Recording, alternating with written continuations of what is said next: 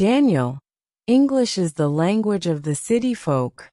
You should stick to our local dialect, laughed Robert, one of Daniel's closest friends from the village.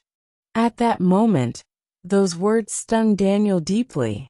Born and raised in a small European village, Daniel had always been surrounded by people who believed English was a privilege reserved for the wealthy and elite. Today, as Daniel stands on an international stage delivering a motivational speech in fluent English, he reflects on his remarkable journey, a journey filled with challenges, perseverance, and unwavering determination. It was the annual village fair. The square was alive with the sounds of laughter and joy. Children ran around with colorful balloons, and vendors sold pastries and crafts. Suddenly, the sound of a microphone crackled through the air. A guest from the city had arrived to address the crowd. Climbing onto the makeshift stage, the man began speaking, in flawless English. Daniel stood at the back of the crowd, mesmerized. Though he didn't understand a single word, the man's confidence and the way people were drawn to his voice left a deep impression on him. Turning to Robert, Daniel whispered, "Do you think I could ever speak like that?" Robert chuckled and replied, "Daniel, that's not for us. English is for the educated elite. Just enjoy the fair." But that night, Daniel couldn't sleep. The man's speech replayed in his mind. A seed had been planted, a dream to one day master the language and prove that even a simple village boy could rise to the occasion. When Daniel moved to a nearby city for higher education, the real challenges began. His first day in college was nothing short of a nightmare. The professor entered the lecture hall and began speaking in English. Daniel tried to follow along, but the words sounded like gibberish. His classmates, Elena, Thomas, and Sophia, seemed to understand everything effortlessly. At lunch, he overheard them discussing complex topics in English. Daniel, feeling out of place, quietly ate his meal in a corner. For the first time, he realized the magnitude of the gap between him and his peers. Determined to learn, Daniel picked up a worn-out English grammar book from a second-hand store. The first sentence he read was, "This is a pen." He practiced saying it repeatedly. But when he tried speaking it aloud in class, his accent made his classmates laugh. Even Elena, usually kind, couldn't help but giggle. Humiliated but undeterred, Daniel promised himself he would improve. Daniel began exploring unconventional ways to learn English. 1. Flashcards. He created flashcards for every new word he encountered. 2. Mirror practice. Standing in front of the mirror, he practiced sentences to build his confidence. 3. Movies and music. He watched English movies with subtitles and sang along to songs like Imagine by John Lennon. 4. Daily conversations. Daniel approached Thomas, one of his classmates, and asked if they could practice English together. Thomas agreed and became Daniel's first conversation partner. 6 months into his journey, Daniel signed up for a college debate competition.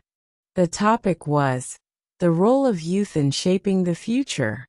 When his turn came, Daniel walked to the podium, heart pounding. He tried to speak, but the words didn't come out right. His accent faltered, and his sentences were incoherent. The audience, including Sophia and Elena, burst into laughter. That evening, Daniel sat alone in his dorm room, tears streaming down his face. He felt like giving up. The next day, Thomas found Daniel sitting under a tree on campus. "Daniel, you've made so much progress. Don't let one failure stop you. Remember, Every expert was once a beginner. Encouraged by Thomas's words, Daniel decided to change his approach. Instead of focusing on perfection, he started embracing his mistakes as opportunities to learn. With Thomas's help, Daniel set small, achievable goals. Daily vocabulary: learn 5 new words every day and use them in sentences. Short conversations: talk to 1 new person daily, even if for just a minute. Journaling: write a daily diary entry in English. Over time, Daniel's confidence grew. He started answering questions in class and participating in group discussions with Sophia and Elena. A year later, the college announced a speech contest. The topic was the power of language. Though nervous, Daniel decided to participate. He spent weeks preparing, practicing in front of Thomas, and even recording himself to correct his pronunciation. On the day of the contest, Daniel took a deep breath and stepped onto the stage. Good morning, everyone. Today, I want to share my story. He spoke about his journey, from being a village boy who didn't know a word of English to standing confidently in front of an audience. He shared the lessons he learned: persistence, the importance of good mentors like Thomas, and the courage to face ridicule. By the time he finished, the hall erupted in applause. Even Elena and Sophia stood up, cheering for him. Today, Daniel works as a motivational speaker, traveling across Europe to inspire students and young professionals. He conducts workshops on overcoming language barriers and building confidence. Reflecting on his journey, Daniel often says, "Learning English didn't just teach me a language, it taught me resilience, courage, and the power of believing in oneself." This story is not just about learning English. It's about overcoming self-doubt and proving that no dream is too big if you have the determination to chase it. Your background doesn't define your future.